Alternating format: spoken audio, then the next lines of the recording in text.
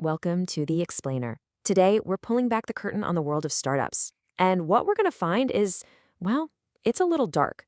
We're digging into this powerful argument that the venture capital model, the engine that powers Silicon Valley, isn't just a little flood. The argument is that it's actually designed to create a massive graveyard of failed companies. On purpose. So this quote right here, it really gets to the heart of the whole thing. Playing the metrics game, what does that even mean in the real world?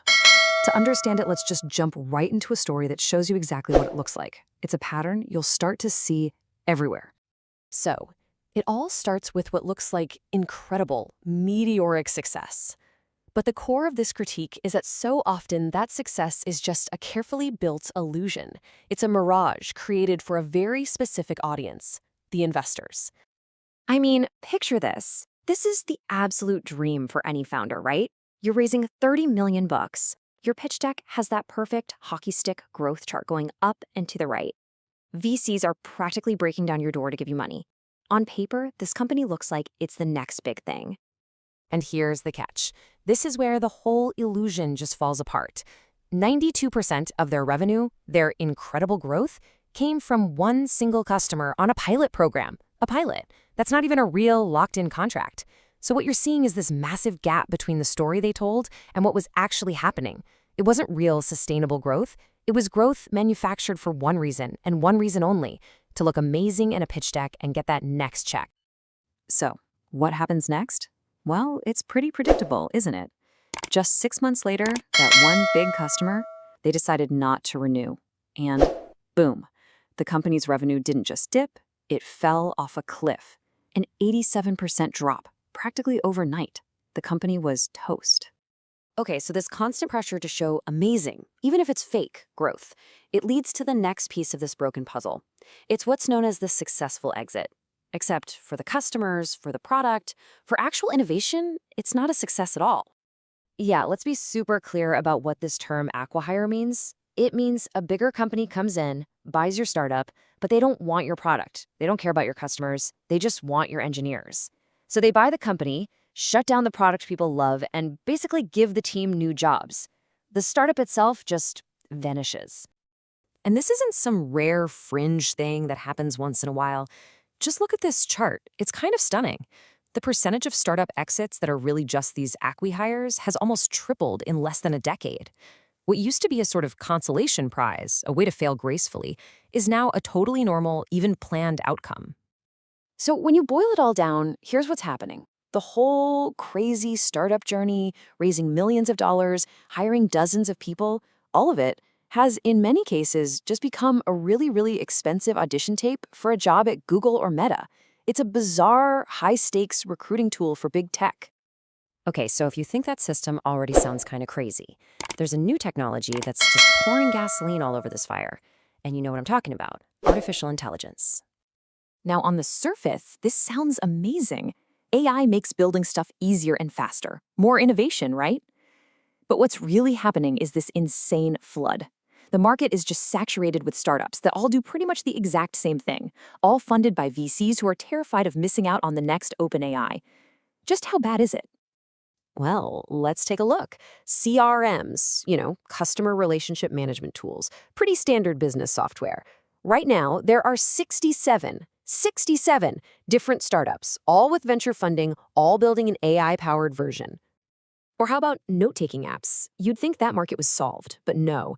There are 43 different AI-powered note-taking apps right now, all fighting for the same group of users. And if you think that's wild, get this, over 100 AI writing assistants, 100, all basically promising the same thing, all competing in a market that realistically can probably only support, 3 or 4 big winners? The level of overlap is just mind-boggling. And that leads to this pretty chilling prediction. The argument is that when the AI hype train finally slows down and the investment money dries up, we're going to see a bloodbath. The vast majority of these companies, built on hype and shaky foundations, are just going to run out of cash and disappear. Now, this isn't just about money and markets and valuations. This whole cycle of boom and bust has a real and often devastating impact on the actual people working inside these companies. For a lot of people in tech, their career can feel like this, a treadmill. You join a promising startup, full of hope. It grows for a bit. Things are exciting. Then it hits a wall. The company shuts down or gets hired, and then you just start the whole cycle over again at another startup. And when the music stops, it's brutal. You're suddenly out of a job, often with no severance. Your stock options, which were supposed to make you rich, are now worthless pieces of paper. And you're thrown back into a job market competing with hundreds of other people from other failed startups. It's no wonder the burnout is so intense that a lot of really talented people just leave the tech industry for good. So the big question is, if this is all so painful and wasteful, why does it keep happening? Well, the uncomfortable answer at the heart of this critique is that the system isn't broken. Not at all. It's actually working perfectly.